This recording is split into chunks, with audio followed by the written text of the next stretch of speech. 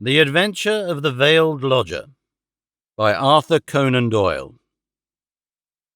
Narrated by Peter Silverleaf.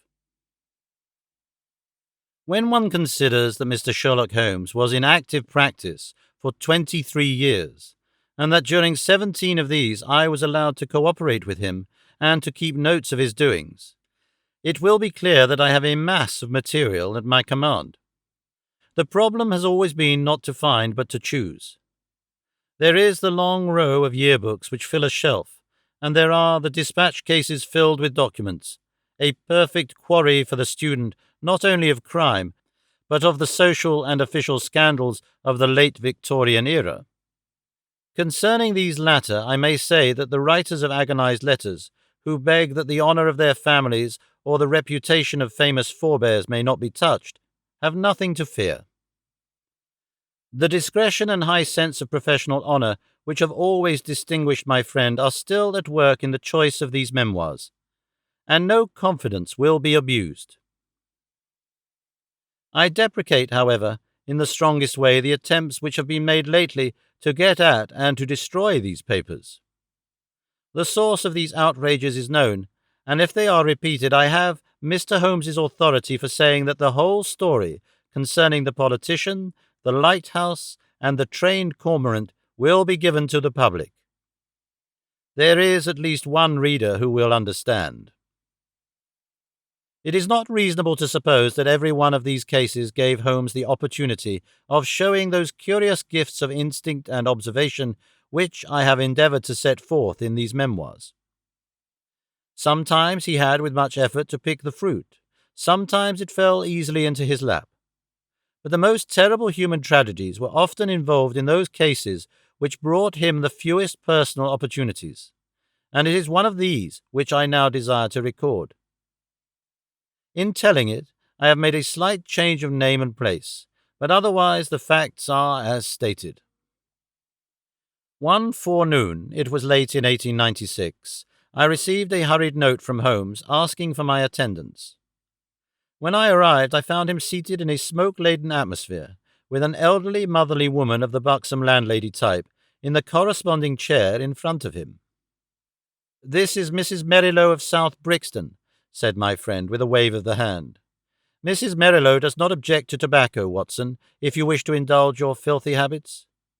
Mrs. Merrilow has an interesting story to tell which may well lead to further developments in which your presence may be useful." "Anything I can do?" "You will understand, Mrs. Merrilow, that if I come to Mrs. Rhondda, I should prefer to have a witness. You will make her understand that before we arrive." "Lord bless you, Mr. Holmes," said our visitor. "She is that anxious to see you that you might bring the whole parish at your heels." "Then we shall come early in the afternoon. Let us see that we have our facts correct before we start. If we go over them, it will help Dr. Watson to understand the situation.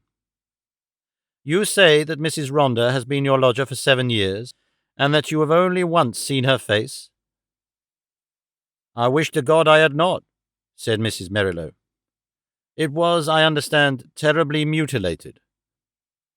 "Well, Mr. Holmes, you would hardly say it was a face at all. That's how it looked. Our milkman got a glimpse of her once peeping out of the upper window, and he dropped his tin and the milk all over the front garden. That is the kind of face it is. When I saw her, I happened on her unawares. She covered up quick, and then she said, 'Now, Mrs. Merrilow, you know at last why it is that I never raise my veil.'" "Do you know anything about her history?" "Nothing at all." "Did she give references when she came?" "No, sir, but she gave hard cash, and plenty of it. A quarter's rent right down on the table in advance, and no arguing about terms. In these times a poor woman like me can't afford to turn down a chance like that." "Did she give any reason for choosing your house?" "Mine stands well back from the road, and is more private than most. Then again, I only take the one, and I have no family of my own. I reckon she had tried others and found that mine suited her best. It's privacy she is after, and she's ready to pay for it." "You say that she never showed her face from first to last, save on the one accidental occasion?"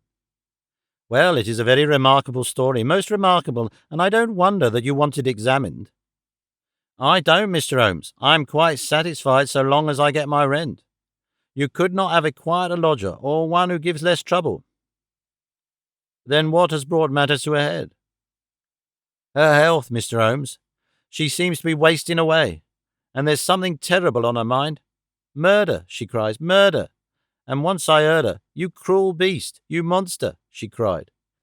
It was in the night, and it fair rang through the house and sent the shivers through me. So I went to her in the morning. Mrs. Rhonda, I says, if you have anything that is troubling your soul, there's the clergy, I says, and there's the police. Between them you should get some help. For God's sake, not the police, says she, and the clergy can't change what is past, and yet, she says, it would ease my mind if someone knew the truth before I died. Well, says I, if you won't have the regulars, there is this detective man what we read about, begging your pardon, Mr. Holmes, and she fair jumped at it. That's the man, says she. I wonder I never thought of it before. Bring him here, Mrs. Merrilow, and if he won't come, tell him I am the wife of Rhonda's wild beast show. So that, and give him the name Abbas Parver. Here it is as she wrote it, Abbas Parver. That will bring him, if he's the man I think he is. And it will too, remarked Holmes. Very good, Mrs. Merrilow. I should like to have a little chat with Dr. Watson. That will carry us till lunchtime. About 3 o'clock you may expect to see us at your house in Brixton. Our visitor had no sooner waddled out of the room, no other verb can describe Mrs. Merrilow's method of progression, than Sherlock Holmes threw himself with fierce energy upon the pile of commonplace books in the corner. For a few minutes there was a constant swish of the leaves, and then with a grunt of satisfaction he came upon what he sought. So excited was he that he did not rise, but sat upon the floor like some strange Buddha, with crossed legs, the huge books all round him, and one open upon his knees. The case worried me at the time, Watson. Here are my marginal notes to prove it. I confess that I could make nothing of it, and yet I was convinced that the coroner was wrong. Have you no recollection of the Abbas Parver tragedy? None, Holmes. And yet you were with me then. But certainly my own impression was very superficial, for there was nothing to go by, and none of the parties had engaged my services. Perhaps you would care to read the papers. Could you not give me the points? That is very easily done. It will probably come back to your memory as I talk. Rhonda, of course, was a household word. He was the rival of Wombwell, and of Sanger, and of the greatest showmen of his day. There is evidence, however, that he took to drink, and that both he and his show were on the downgrade at the time of the great tragedy. The caravan had halted for the night at Abbas Parver, which is a small village in Berkshire, when this horror occurred. They were on their way to Wimbledon, travelling by road, and they were simply camping and not exhibiting, as the place is so small a one that it would not have paid them to open. They had among their exhibits a very fine North African lion. Sahara King was its name, and it was the habit both of Rhonda and his family to give exhibitions inside its cage. Here, you see, is a photograph of the performance, by which you will perceive that Rhonda was a huge porcine person, and his wife was a very magnificent woman. It was deposed at the inquest that there had been some signs that the lion was dangerous, but, as usual, familiarity begat contempt, and no notice was taken of the fact. It was usual for either Rhonda or his wife to feed the lion at night. Sometimes one went, sometimes both, but they never allowed anyone else to do it, for they believed that so long as they were the food carriers, he would regard them as benefactors and would never molest them. On this particular night, 7 years ago, they both went, and a very terrible happening followed, the details of which have never been made clear.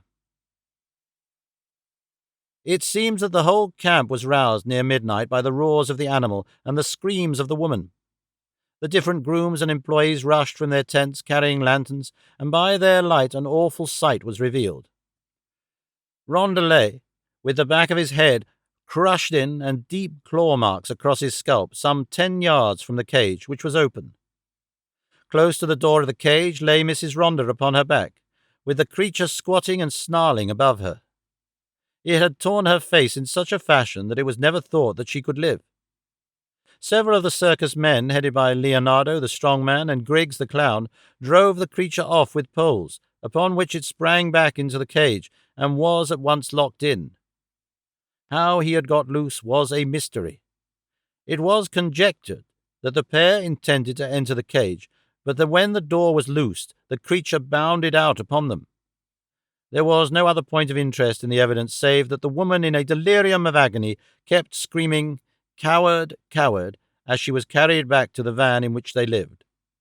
It was 6 months before she was fit to give evidence, but the inquest was duly held, with the obvious verdict of death from misadventure. "What alternative could be conceived?" said I. "You may well say so. And yet there were 1 or 2 points which worried young Edmonds of the Berkshire Constabulary. A smart lad, that. He was sent later to Allahabad. That was how I came into the matter, for he dropped in and smoked a pipe or 2 over it." "A thin, yellow-haired man." "Exactly. I was sure you would pick up the trail presently. But what worried him?" "Well, we were both worried. It was so deucedly difficult to reconstruct the affair. Look at it from the lion's point of view. He is liberated. What does he do? He takes 6 bounds forward, which brings him to Rhonda. Rhonda turns to fly. The claw marks were on the back of his head, but the lion strikes him down. Then, instead of bounding on and escaping, he returns to the woman, who was close to the cage, and he knocks her over and chews her face up. Then, again, those cries of hers would seem to imply that her husband had in some way failed her. What could the poor devil have done to help her? You see the difficulty?" "Quite. And then there was another thing. It comes back to me now as I think it over. There was some evidence that just at the time the lion roared and the woman screamed, a man began shouting in terror." "Well, this man Rhonda, no doubt." "Well, if his skull was smashed in, you would hardly expect to hear from him again. There were at least 2 witnesses who spoke of the cries of a man being mingled with those of a woman. I should think the whole camp was crying out by then. As to the other points, I think I could suggest a solution." "I should be glad to consider it." "The 2 were together, 10 yards from the cage, when the lion got loose. The man turned and was struck down. The woman conceived the idea of getting into the cage and shutting the door. It was her only refuge. She made for it, and just as she reached it, the beast bounded after her and knocked her over. She was angry with her husband for having encouraged the beast's rage by turning. If they had faced it, they might have cowed it, hence her cries of coward." "Brilliant, Watson. Only 1 flaw in your diamond." "What is the flaw, Holmes?" "If they were both 10 paces from the cage, how came the beast to get loose? Is it possible that they had some enemy who loosed it? And why should it attack them savagely when it was in the habit of playing with them and doing tricks with them inside the cage? Possibly the same enemy had done something to enrage it." Holmes looked thoughtful and remained in silence for some moments. "Well, Watson, there is this to be said for your theory. Rhonda was a man of many enemies. Edmonds told me that in his cups he was horrible. A huge bully of a man. He cursed and slashed at everyone who came in his way. I expect those cries about a monster, of which our visitor has spoken, were nocturnal reminiscences of the dear departed. However, our speculations are futile until we have all the facts. There is a cold partridge on the sideboard, Watson, and a bottle of Montrachet. Let us renew our energies before we make a fresh call upon them." When our hansom deposited us at the house of Mrs. Merrilow, we found that plump lady blocking up the open door of her humble but retired abode. It was very clear that her chief preoccupation was lest she should lose a valuable lodger, and she implored us, before showing us up, to say and do nothing which could lead to so undesirable an end. Then, having reassured her, we followed her up the straight, badly carpeted staircase and were shown into the room of the mysterious lodger.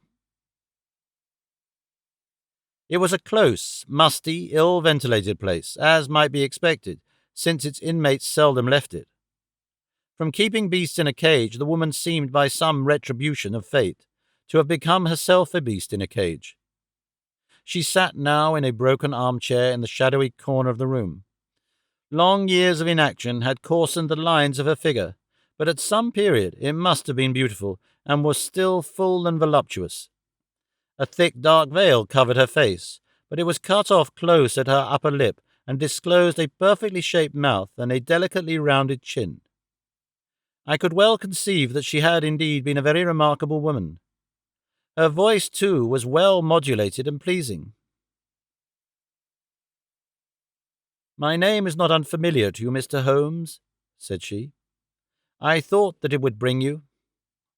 "That is so, madam, though I do not know how you are aware that I was interested in your case."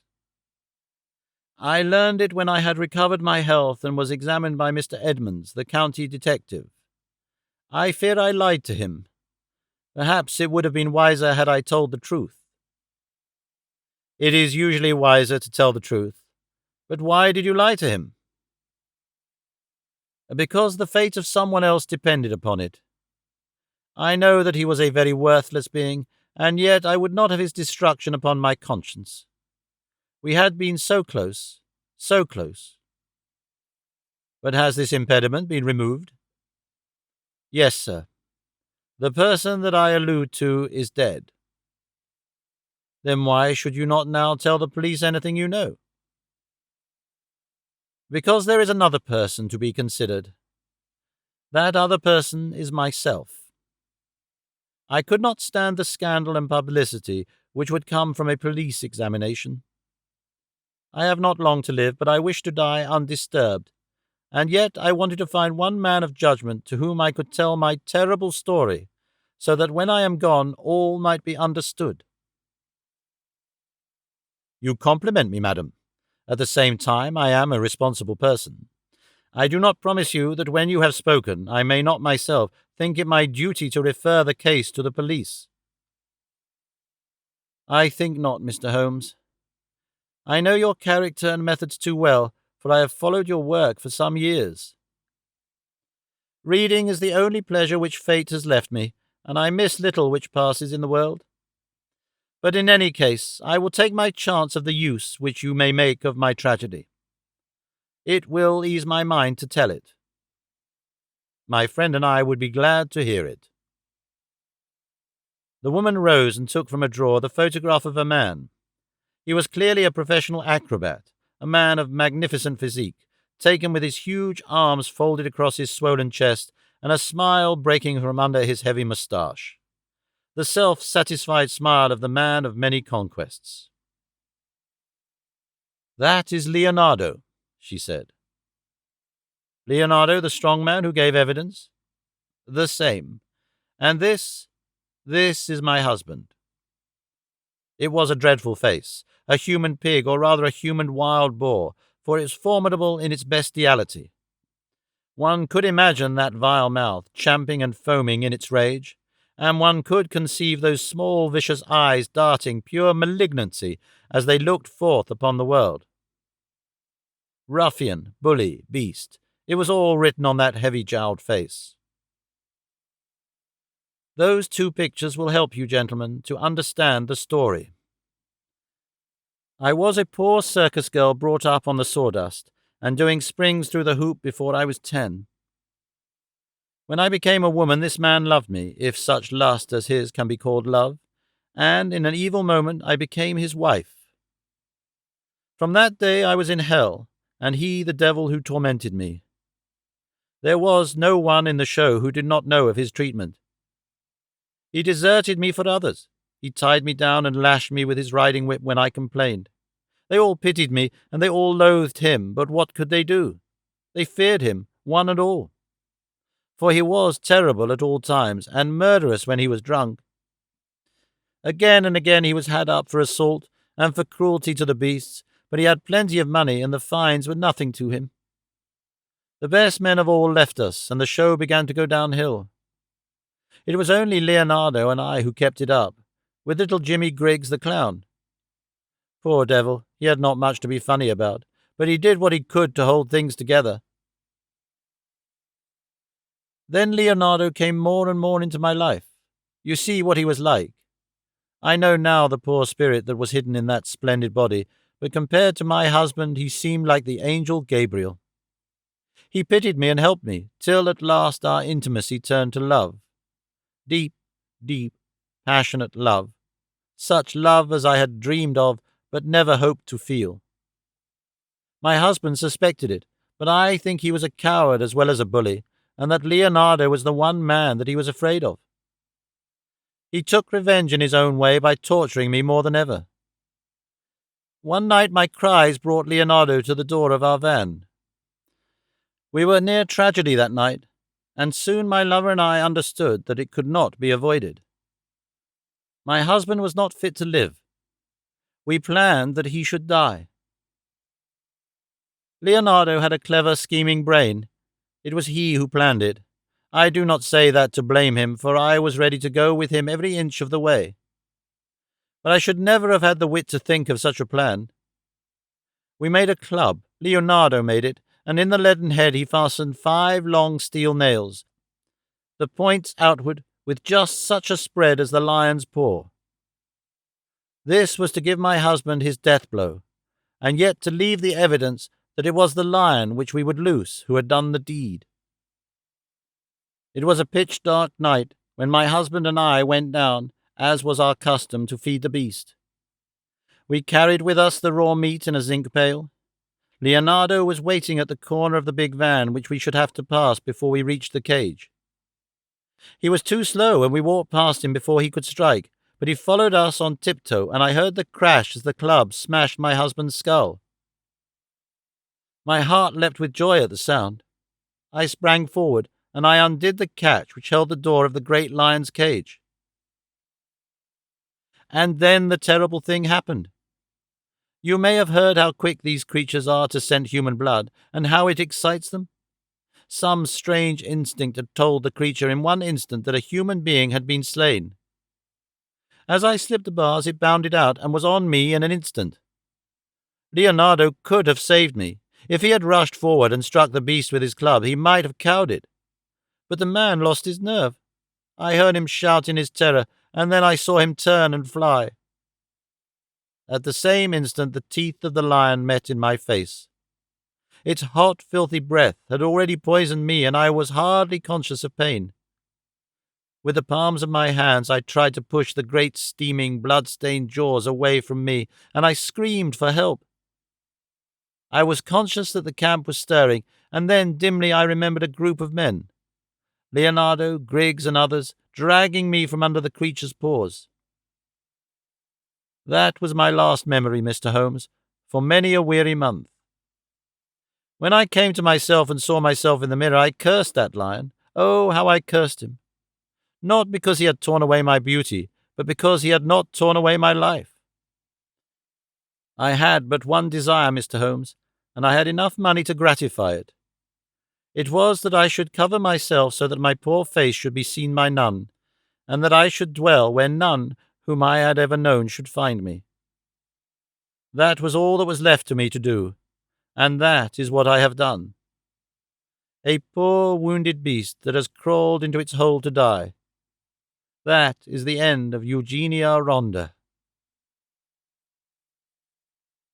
We sat in silence for some time after the unhappy woman had told her story.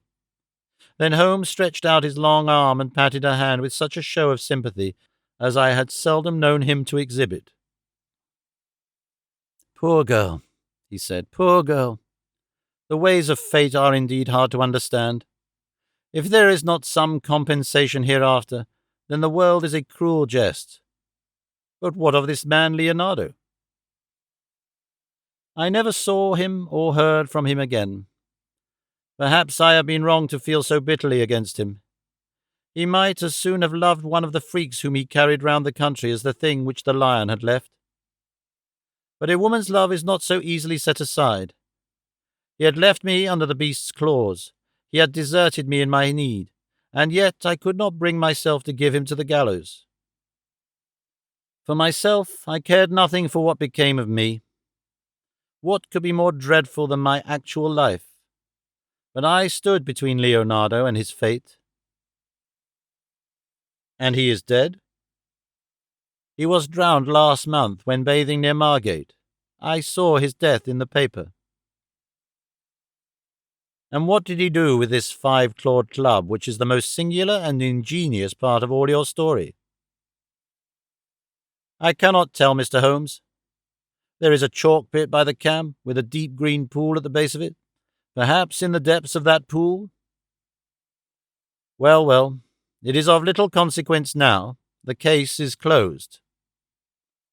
We had risen to go, but there was something in the woman's voice which arrested Holmes' attention. He turned swiftly upon her.